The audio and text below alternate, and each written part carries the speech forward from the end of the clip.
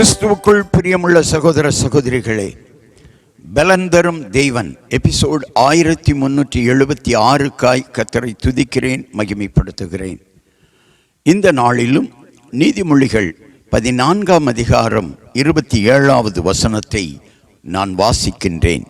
கர்த்தருக்கு பயப்படுதல் ஜீவ ஊற்று, அதனால் மரண கண்ணிகளுக்கு தப்பலாம். கர்த்தருக்கு பயந்து நடக்கிற மனிதன் மரண கண்ணிகளுக்கு தப்பலாம்.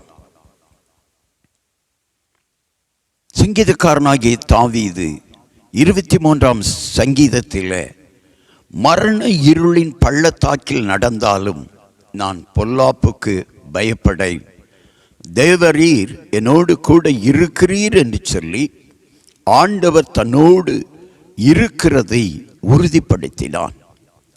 ஏனென்றால் அவன் கர்த்தருக்கு பயந்து நடந்தான். கர்த்தருக்கு பயப்படுதல் ஜீவ ஊற்று என்றால், கர்த்தருக்கு பயப்படுகிறவனுக்கு நன்மையான காரியங்கள் வருவதோடு நீண்ட காலமும் அவனுடைய ஆயுள் இருக்கும். அது ஒரு ஜீவ ஊற்றாய் காணப்படும். நன்மைகள் அவனுக்கு வந்து கொண்டே இருக்கும். ஆகையினாலே மரண கட்டுகளுக்கு அவன் தப்ப முடியும். மரண கண்ணிகளுக்கு அவன் விலகி வாழ முடியும். எனவே கர்த்தருக்கு பயந்து வாழுங்கள். உங்களுக்கு வருகிற ஆபத்திலிருந்து நீங்கள் விடுதலையாவீர்கள். மரண கண்ணிகள் என்பது ஆபத்தை குறிக்கிறது. எனவே கர்த்தருக்கு பயந்து வாழுகிற ஒவ்வொருவரும் மரண கண்ணிகளுக்கு தப்பி வாழ்வார்கள், ஆசீர்வாதமாய் வாழ்வார்கள். கண்களை மூடி ஜெபிக்கலாம். எங்களை நேசிக்கிற நல்ல தகப்பனே, உம்மை ஸ்தோத்தரிக்கிறோம், துதிக்கிறோம், மகிமைப்படுத்துகிறோம். பரிசுத்த ஆவியானவர், கர்த்தருக்கு பயப்படுதல் ஜீவ ஊற்று என்று சொல்லி இருக்கிறீர். மரண கண்ணிகளுக்கு, மரண கட்டுகளுக்கு கர்த்தருக்கு பயப்படுகிற பயம் விலக்கி காத்து கொள்ளும் என்று சொல்லி இருக்கிறீர்.